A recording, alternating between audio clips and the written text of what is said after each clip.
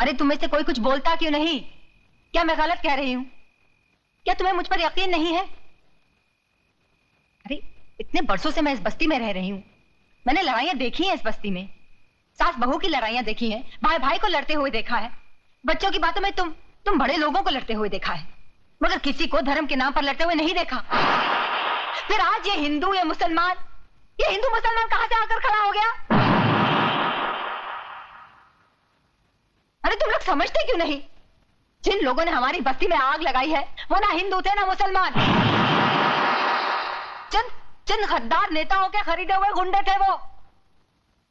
हर नेता तो सिर्फ यही चाहते हैं कि धर्म के नाम पर हमारे दिलों में नफरत पैदा हो जाए, हम एक दूसरे को काटे मारे खून बहा दे और वो बैठे बैठे तमाशा देखे। हम ऐसा नहीं होने देंगे। बंद कर अपना ये लेक्चर। असलियत जानना चाहती है तू तो चल मेरे साथ। इधर आ, ये देख, ये है असलियत। ये मेरे मासूम बच्चे हैं। पूछ इनसे किसने मारा मेरी बीवी को, किसने मारा इनकी माँ को। इनसे पूछ। बोल बेटा बोल, किसने मारा तुम्हारी माँ को? बोलो। हिंदू ने मारा है। सुना तूने? हाँ।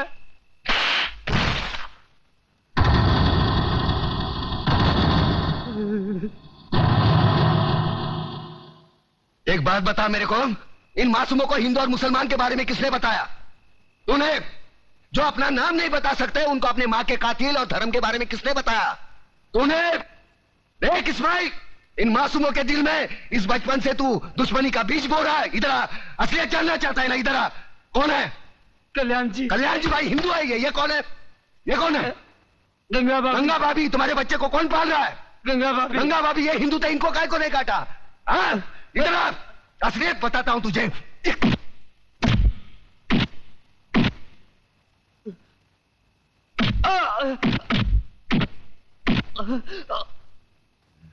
ये ले, ये मुसलमान का खून, ये हिंदू का खून। बता, इसमें मुसलमान का कौन सा, हिंदू का कौन सा? बता।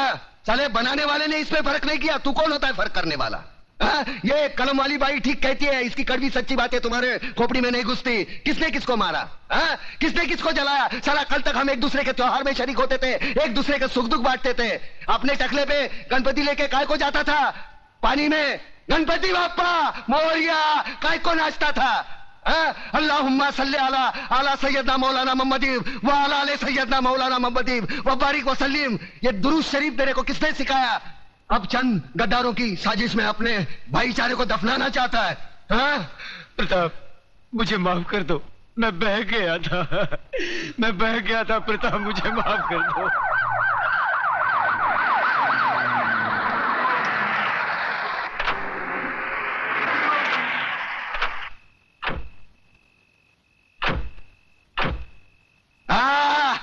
वाह, ये आए हमदर्दी जताने, साथ में टीवी वाले, प्रेस वाले, ताकि कल के अखबार में इनकी तस्वीर पहले पन्ने पे छपी हो।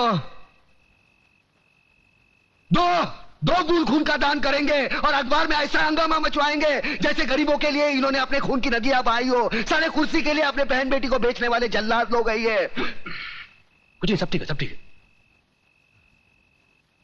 तुम्हारे नापाक कदम आगे मत बढ़ाओ, तोड़कर तुम्हारे गले में पहना देंगे। आज तुमने राम और अल्लाह को मारने की कोशिश की है, लेकिन एक बात ध्यान में रखना, हम भले ही ऊपर वाले को अलग अलग नाम से पुकारते हैं, लेकिन हमारा धर्म एक है, मजहब एक है, इंसानियत। तुम जैसे पाखंडी लोग धर्म के नाम पर हम लोगों में नफरत का जहर नहीं फैला सकते। ऐसा बात करता है? अरे हम लोग गरीब का मदद के वास्ते आया है। देखिए भाइयों और बहनों, हमारे हृदय में आप लोगों के लिए हमदर्दी है, इसलिए हम यहाँ आए हैं। अरे नहीं चाहिए तुम्हारी हमदर्दी। क्या गरीब लोग को हमारे खिलाफ भड़काता है? ए नो चलबे, ए नो चलबे। अबे ना चलबे की औलाद। अरे देशो, अरे पब्लिक भोग गया है, भागो इधर से।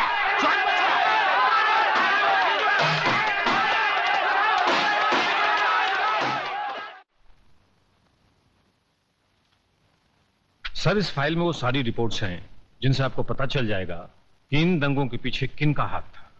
और अफसोस की बात तो यह है सर कि इसमें हमारे चंद गद्दार पुलिस ऑफिसर्स और नेता भी शामिल हैं। इसी वजह से कानून के हाथ भी बन जाते हैं।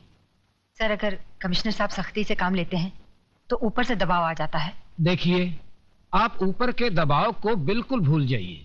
कमिश्नर, सबसे ऊपर है हमारा संविधान, हमारा कानून। संविधान से ऊपर ना कोई प्रधानमंत्री है, ना कोई मंत्री, ना कोई अफसर और ना कोई नागरिक।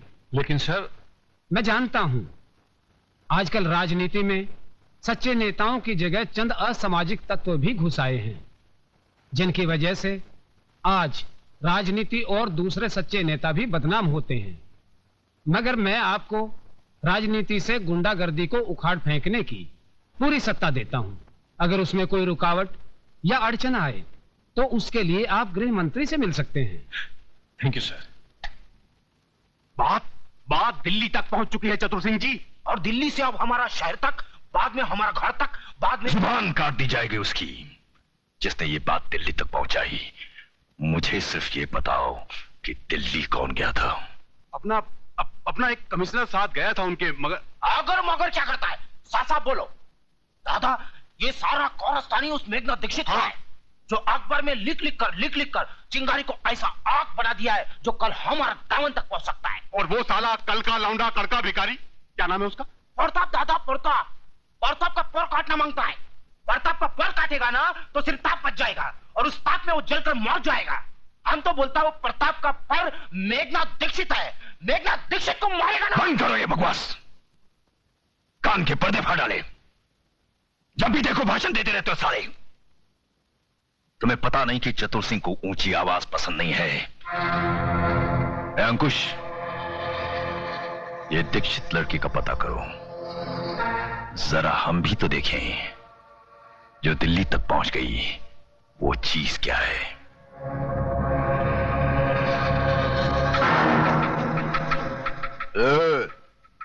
बहुत हो गया तेरा ये नाटक, बंद कर लिखना और सुन मेरी बात।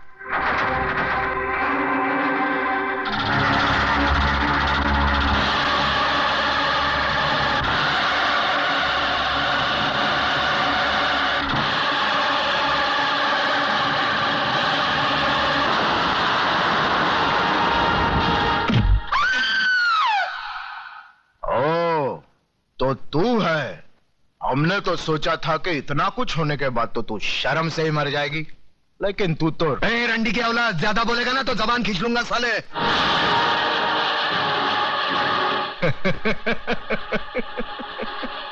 तू जबान खींचेगा मेरी?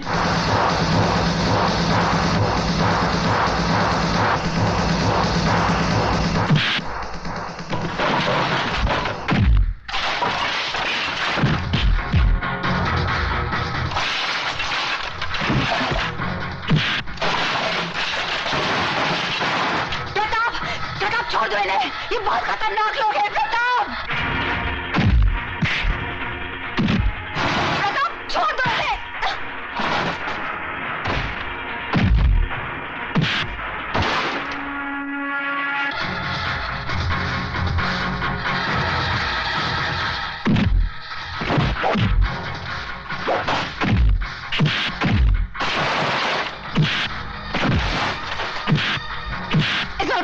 भाई समझाओ इसे। प्रताप, छोड़ दे प्रताप।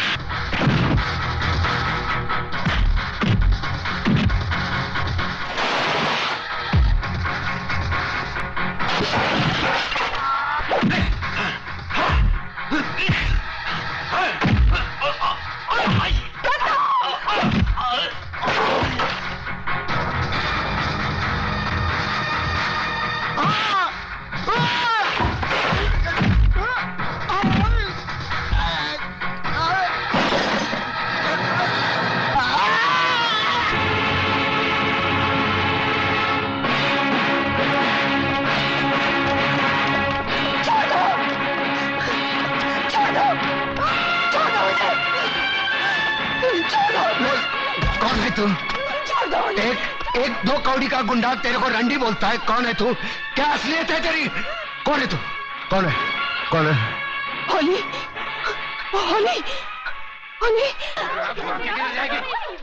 छोड़ जाए, मैं कह रहा हूं छोड़ दे, छोड़ नहीं बोल रहा हूं।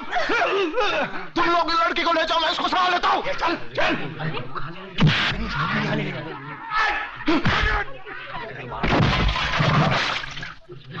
कमीने,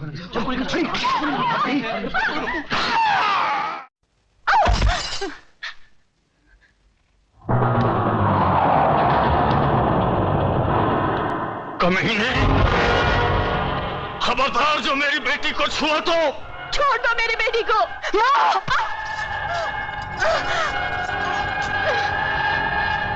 बहुत उछलता है ना अपने कलम के जोर पे, हाँ? कुछ भी लिख देता है अपने अखबार में, क्यों? लिखूंगा, जरूर लिखूंगा। अगर जिंदा रहा तो तुझ जैसे गद्दारों के खिलाफ जरूर लिखूंगा। हाँ, लिखना, जरूर लिखना। कल के अखबार में ये नाटक भी लिखना। हराम के, मैं आज तेरी आंखों के सामने तेरी इज्जत की धज्जियां उड़ा दूंगा।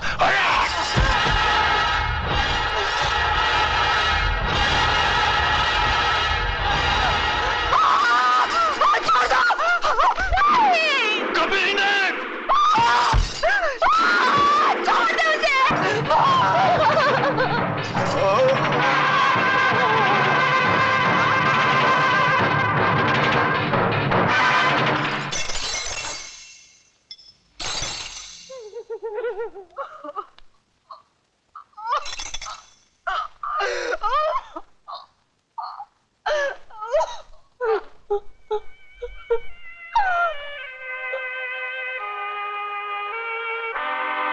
हराम के, देख लिया अपनी गलती का नतीजा। नतीजा तो तुझे मैं दिखाऊंगा हरामजादे। अब मैं तेरा जीना हराम कर दूंगा।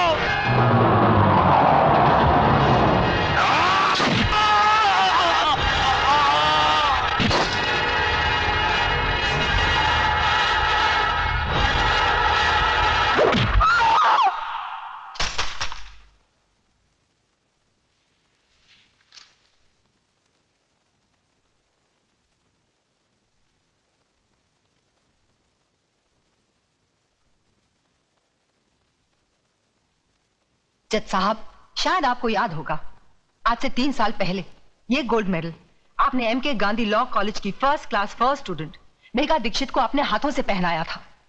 आज वही गोल्ड मेडलिस्ट आपसे ये कहना चाहती है कि ये आदमी जो आपके सामने खड़ा है, ये समाज के नाम पर एक कलंक है। He is a rapist, he is a murderer. इसने मेरे साथ बलात्कार किया है, मेरी आंखों के सामने मेरे माँ बाप को काट दिया। इस आदमी को हमारे समाज में रहने का कोई हक नहीं है, your honour. Objection, your honour. Please let me finish. Mister Mirchandani, इन्हें बोलने दीजिए। मैं जानती हूँ मिस्टर मिर्चंदानी क्या कहने वाले हैं, क्योंकि कानून की सारी किताबें मैंने भी पढ़ी हैं, और मैं ये भी जानती हूँ कि किताबों में जो भी लिखा होता है वो कोर्ट और कचहरी में नहीं होता। अब मिस्टर मिर्चंदानी मुझसे गवाह मांगेंगे, सबूत मांगेंगे, जिनकी खोखली बुनियाद पर यह कानून टिका हुआ है। हर ये तो उन वकीलों में से है जिनका पेशा यही है कि सच को झूठ और झूठ को सच कैसे बनाया जाए। इनका कोई भरोसा नहीं। ये तो ये भी कह सकते हैं कि उस हादसे के दिन चतुर सिंह इस मुल्क में ही नहीं था। Exactly, your honour. तो फिर देर किस बात की है? वो नकली पासपोर्ट, नकली टिकट, नकली होटल का बिल जहां चतुर सिंह ठहरा था, वो जज साहब को दे दीजिए ताकि जल्द से जल्द फैसला हो जाए। वो सारे सबूत इस फाइल में मौजूद है, योर ऑनर। ये रहे वो सारे सबूत जो इन्हें निर्दोष। Brilliant mister Mirchandani, brilliant.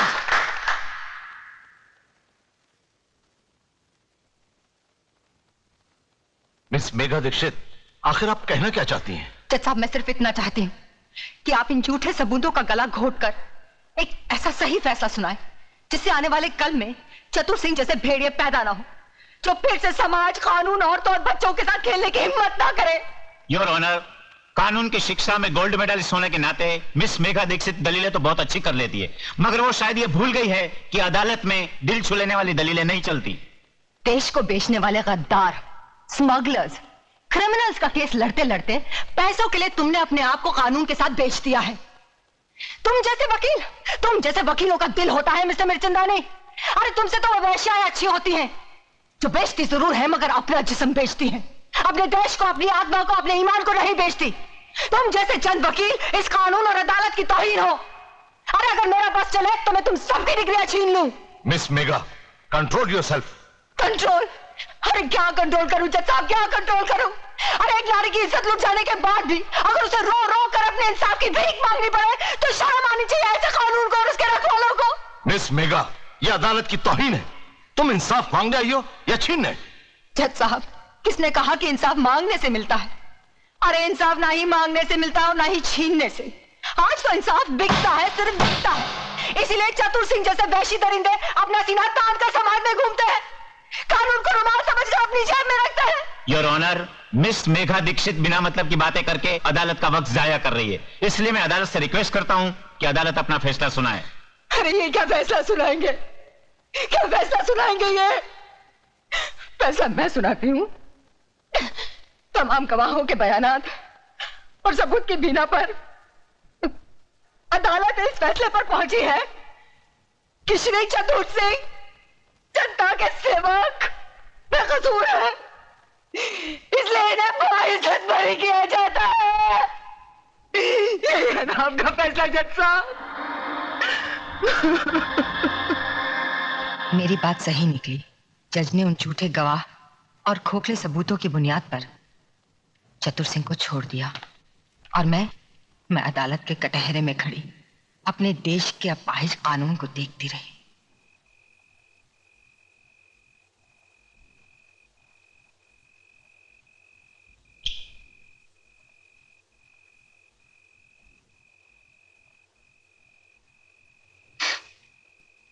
तू भी तो इस बस्ती में अकेला आया था, क्या तेरा अपना कोई नहीं? है ना, माँ है, या नहीं मालूम नहीं। और तू?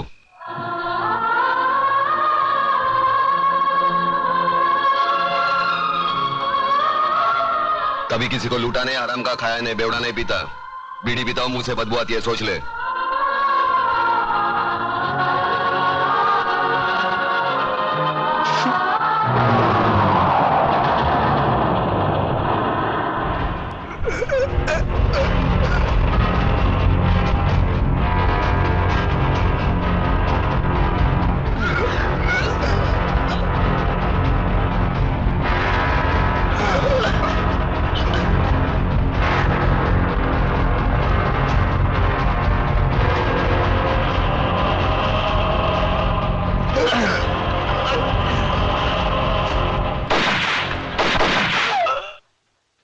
देखा, मारे गए ना।